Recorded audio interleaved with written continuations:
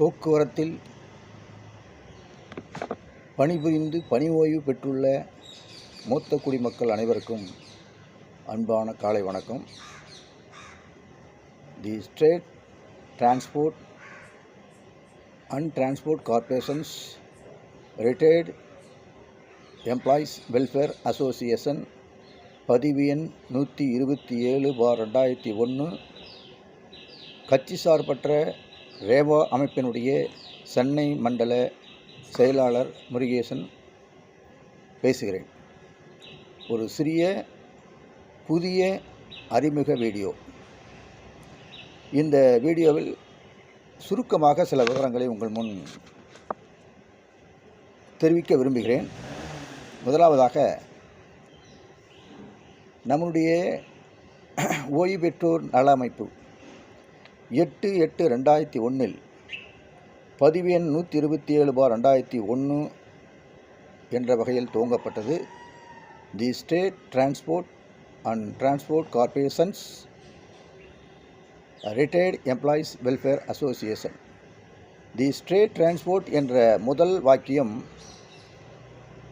1972 வரை போக்குவரத்து என்பது அரசு துறையாக இருந்ததனால் அந்த 72 வரை அரசு துறையிலேயே பணியாற்றிய தொழிலாளிகளை உள்ளடக்கிய பெயர். டிரான்ஸ்போர்ட் கார்ப்பரேஷன்ஸ் என்ற பெயர் தமிழகம் முழுவதும் உள்ள 72க்கு பின்னால் கழகங்களாக பிரிக்கப்பட்டு தமிழகம் முழுவதும் எல்லா மாவட்டங்களிலும் கழகங்கள் உருவாக்கப்பட்ட சூழலில் அதில் பணிபுரிந்த தொழிலாளியை உள்ளடக்கியதாக அந்த பேர் இருக்கிறது. ஆக இரண்டுபட்ட தொழிலாளர்களுடைய ஒரு இணக்கத்தை இந்த ரெண்டு பேரும் வெளிப்படுத்துகிறது. அந்த அடிப்படையில் இந்த பேர் உருவாக்கப்பட்டது. இந்த சங்கத்தை உருவாக்குவதற்கு CITU என்ற தேசிய மகத்தான அமைப்பு மூத்த தலைவர்கள் இந்த வெல்ஃபேர் அசோசியேஷனை உருவாக்குவதற்கு வழிகாட்டினார்கள். இந்த வெல்ஃபேர் அசோசியேஷனை உருவாக்குவதற்கு அன்றைக்கு போக்குவரத்திலே CIT தொழிற்சங்கத்திலே சிறப்பாக செயல்பட்ட 9 தோழர்கள் இணைந்து இந்த சங்கத்தை உருவாக்கினார்கள்.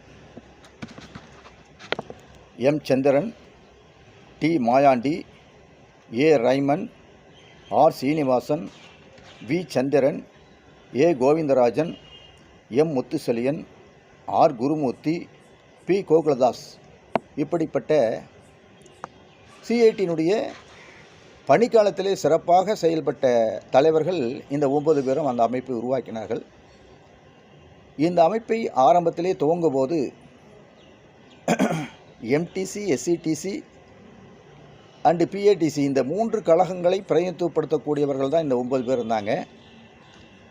காலப்போக்கில் போக்குவரத்து கழகங்களிலே ஓய்வு பெற்ற தொழிலாளிகள் எல்லா கழகங்களிலும் பெருமளவில் ஓய்வு பெற்றதன் அடிப்படையில் அந்தந்த மாவட்டங்களில் ஓய்வு பெற்ற தொழிலாளியை இந்த அமைப்பிலே இணைப்பதற்காக மிகப்பெரிய விரிவுபடுத்தப்பட்டது. அந்த விரிவுபடுத்தப்படக்கூடிய சூழ்நிலையில் ஒரு 6 மாநில மாநாடுகள் இந்த அமைப்புக்கு நடத்தப்பட்டிருக்கிறது.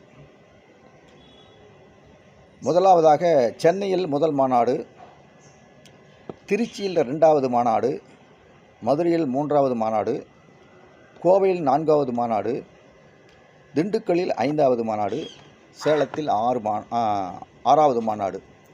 இப்படி 6 மாநாடுகள் நடத்தி இந்த அமைப்பினுடைய செயல்பாட்டை மிக பெரிய அளவில் விரிவுபடுத்தினோம். இந்த அமைப்பினுடைய உறுப்பினர்கள் ஓய்வு பெற்றவர்கள் மொத்தம் இப்போதைக்கு கிடைத்திருக்கிற தகவல் பிரகாரம் ஒரு 99,000 பேர் ஓய்வு பெற்ற தொழிலாளி என்று சொல்கிறார்கள். அதில் நாம் 2025 வரை ஒரு 51,000 பேர் நம் அமைப்பிலே உறுப்பினர்களாக சேர்ந்திருக்கிறார்கள். இந்த 51,000 பேரும் ஏதோ ஒரு கட்சியை சார்ந்தவர்கள, ஒரு தொழிற்சங்கத்தை சார்ந்தவர்கள.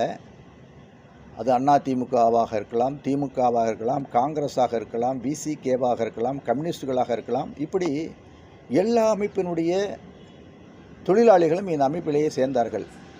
அவர்கள் எல்லா அமைப்பினுடைய இந்த தொழிலாளர்கள் இந்த அமைப்பில் சேர்ந்ததற்கான மிக முக்கியமான காரணம் இது கட்சி சார்பற்ற ஒரு அமைப்பு என்ற அடிப்படையில் செயல்பட்டதன் காரணமாக அவர்கள் இதில் இணைந்தார்கள். மேலும் இந்த அமைப்பை தலைமை தாங்கக்கூடிய தமிழகம் முழுவதும் உள்ள கிளைகளுடைய நிர்வாகிகள், தலைவர்கள் போராட்ட தொழிற்சங்கத்திலே, குறிப்பாக சிஐடி தொழிற்சங்கத்திலே நீண்ட போராட்ட அனுபவம் பெற்றவர்கள், தன்னுடைய பணிக்காலம் முழுவதும் போராட்ட அனுபவம் பெற்றவர்கள், தொழிலாளி மத்தியிலே சேவை செய்த அனுபவம் பெற்றவர்கள், அப்படிப்பட்டவர்கள், அனுபவப்பட்டவர்கள் இந்த அமைப்பை வழிநடத்துகின்ற காரணத்தால் இவர்களை நம்பி, இந்த அமைப்பை நம்பி அவர்கள் இந்த அமைப்பிலே இணைந்தார்கள்.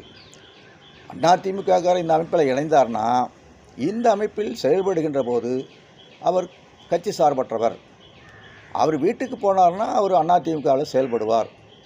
திமுகவிலே இருக்கக்கூடியவர்கள் இந்த அமைப்பில் இணைந்தார்னா இந்த அமைப்பில் செயல்படும் போது கட்சி சார்பற்றவர். வீட்டுக்கு போனால் அவர் திமுககாரர். அதேபோல் காங்கிரஸ்காரர், கம்யூனிஸ்டுகள் கூட இந்த அமைப்பில் செயல்படும் போது கட்சி சார்பற்றவர்கள். வீட்டுக்கு போனால் அவர்களும் அந்த கம்யூனிஸ்ட் இயக்கத்தினுடைய செயல்பாடுகளை தன்னை ஈடுபடுத்தி கொள்வார்கள். இதுதான் யதார்த்தமான நிலைமை. இப்படிப்பட்ட சூழ்நிலையில் இந்த அமைப்பினுடைய வளர்ச்சி மிக பிரம்மாண்டமாக 51,000 பேர் உறுப்பினராக இணைந்தார்கள்.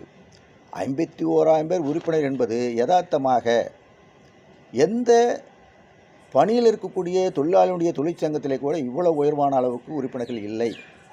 ஆனால் சொல்லுவார்கள், நாங்கள் 60,000 பேர் உறுப்பினர் ஆகிட்டுன்னு சொல்லுவாங்க. யார்? ஆளுங்கட்சி. தொழிலாளி இயல்பாக சேரவில்லை அவர்கள்ட்ட. ஆளுங்கட்சியினுடைய செல்வாக்கை பயன்படுத்தி நிர்பந்தப்படுத்தி உருவாக்கியது தான் அந்த தோற்றங்கள். ஆனால் இந்த அமைப்பில் இயல்பாக சேர்ந்தார்கள். இதுதான் யதார்த்தமான உண்மை. இந்த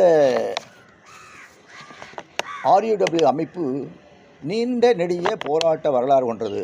ஏதோ பேருக்கு பேர் வச்சோம், பேருக்கு லெட்டர் பேர் அடித்தோம், பேருக்கு நிர்வாகிகளாக உலா வந்தோம் என்பது அடிப்படையில் அல்ல. இது மிகப்பெரிய போராட்ட வரலாறு கொண்டது. போராட்ட வரலாறுனா களத்தில் போராட்டம். தான் பணிக்காலத்தில் பெற்ற அனுபவங்களை எல்லாம் இந்த ஓய்வு பெற்ற தொழிலாளர்களுடைய பிரச்சனைகளை தீர்ப்பதற்காக கள போராட்டங்களை பல வடிவங்களிலே நாம் நடத்தியிருக்கிறோம். குறிப்பாக 2003 பென்ஷன் நிறுத்தப்பட்டது. அதற்கு பல பேர் பல காரணங்களை சொல்லுவார்கள். ஆனால் யதார்த்த உண்மை நிலை என்னவென்று சொன்னால், ஜெயலலிதா ஆட்சி காலத்திலே ஜிஓ 75, ஜிஓ 46 இந்த 2 ஜிஓக்கள் மூலமாக தொழிலாளியுடைய பென்ஷன் நிறுத்தப்பட்டது.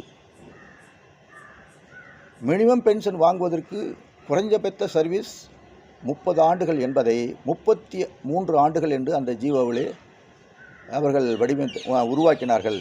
அந்த ஜிஓவை காட்டி, அது சட்டவிரோத ஜிஓ, அந்த ஜிஓவை காட்டி பென்ஷனை மறுத்தார்கள். அதை ஒட்டி அன்றைக்கு RUW அமைப்புகள் துவக்க நிலையில் இருந்த சூழ்நிலையில் போராட்ட தொழிற்சங்கமான சிஐடி மூலமாக அந்த வழக்கை நடத்தி வெற்றி பெற்று தொழிலாளிக்கு பெற்றுத்தந்தோம்.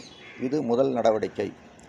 அதற்கு 2006 விஆரில் விருப்பு ஓய்வில் சென்ற தொழிலாளிக்கு, விருப்பு ஓய்வுலாம் அந்த தொழிலாளி கடைசி காலத்தில் பணி செய்ய முடியாத ஒரு சூழ்நிலையில் உடல்நிலை காரணமாக பல்வேறு பிரச்சனைகள் காரணமாக அவர் விஆரில் தான் போயாகணுங்கிற ஒரு நிர்பந்தத்தின் காரணமாக விஆரில் சென்றவர்களுக்கு 2006 முதல் கிட்டத்தட்ட ஒரு 800க்கும் மேற்பட்ட தொழிலாளிகளுக்கு பென்ஷன் வழங்கப்படவில்லை. என்னென்னா, நீ மினிமம் 20 வருஷம் சர்வீஸ் இருக்கணும், 50 வயசை தாண்டி இருக்கணும் என்று இந்த 2 நிபந்தனைகளையும் காரணம் காட்டி அவர்களுக்கு பென்ஷன் மறுக்கப்பட்டது.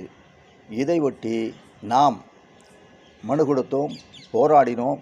அரசு பணியவில்லை. நீதிமன்றத்திலே சென்று வழக்காடினோம். WP 276/2006 என்ற வழக்கை நடத்தி 10/1/2013 தொழிலாளிக்கு பென்ஷன் கொடுக்க வேண்டும் என்று தீர்ப்பை பெற்றோம். இதை எதிர்த்து WA 22/11/2013 என்ற ரிட்டப்பில் வழக்கை தாக்கல் செய்தார்கள். அது 18/10/2014 தள்ளுபடி செய்யப்பட்டது. தள்ளுபடி செய்யப்பட்ட பின்னால் அரசாங்கம் பென்ஷன் கொடுத்திருக்க வேண்டும், ஆனால் வழங்கப்படவில்லை. அதை எதிர்த்து கண்டம் பெட்டிஷன் போட்டோம். 31/92/2014 கண்டம் பெட்டிஷன் போட்டு இந்த வழக்கை நடத்தினோம். அதில் 23/2/2015 பென்ஷன் கொடுக்க வேண்டும் என்று இறுதி தீர்ப்பை பெற்றோம். அதன் மூலம் 2015 வரை காத்திருந்த அந்த சுமார் 800க்கும் மேற்பட்ட தொழிலாளிகளுடைய குடும்பங்களுக்கு பென்ஷன் பெற்று தந்தோம். 9 ஆண்டுகள் அவர்களுக்கான அரியசையும் பெற்று தந்தோம். ஆக நிர்கதியாக இருந்த 800 தொழிலாளிகளுக்கு குடும்பங்களுக்கு ஒரு மறுவாழ்வை உருவாக்கி கொடுத்த அமைப்பு இந்த RUW அமைப்பு. இந்த நேரத்தில் ஒரு சிறிய தகவல் என்றால் மிக முக்கியமான தகவல். இந்த RUW சங்கத்தை உருவாக்குவதற்கு துவக்க நாளிலே இருந்து பின்புலமாக செயல்பட்டவர் மறைந்த தோழர் கர்சன். இந்த பதிவுக்காக எல்லா வேலைகளையும் அவர் தான் செஞ்சார். அதற்கு பின்னால் 2005 இருந்து அந்த RUW அமைப்பினுடைய மாநில பொதுச் செயலாளராக செயல்பட்டு பல்வேறு சட்ட போராட்டங்களை அவர் முன்னின்று நடத்தினார்கள். எல்லா வகையான தொழிலாளர்களுடைய பிரச்சனைகளுக்கும் தன்னுடைய நிர்வாக பணியாளர் என்ற அனுபவத்தை பயன்படுத்தி இவர்களுக்கு இந்த விஷயங்களை செய்து கொடுத்தார்கள். மொத்தத்தில் RUW முகமாக தோழர் கர்சன் அவர்கள் திகழ்ந்தார்கள். நம்மை விட்டு மறைந்து விட்டார். இருந்தாலும் அவருடைய அந்த பணியை அதற்கு பின்னால் பொறுப்பேற்றக்கூடிய தலைவர்கள் தொடர்கிறார்கள். இந்த அமைப்பு நீண்ட நெடிய போராட்ட வரலாறு அமைப்பு. இப்படிப்பட்ட வரலாற்று பின்னணியோடு இருக்கிற அமைப்புகள் யாரும் ஓய்வு பெற்றோர் நல அமைப்பில் இல்லை. ஆனால் இன்றைக்கி தினம் ஒரு சங்கம் உருவாகிட்டு இருக்குது ஓய்வு பெற்றோர் மத்தியில். அது என்ன நோக்கம் என்பது நாம் பின்னால் பல அம்சங்களில் பேசுவோம். இந்த அளவுக்கு இன்றைக்கு இந்த அறிமுக வீடியோவை பதிவு செய்து உங்களிடமிருந்து விடைபெற்றுக் கொள்கிறேன். நன்றி, வணக்கம்.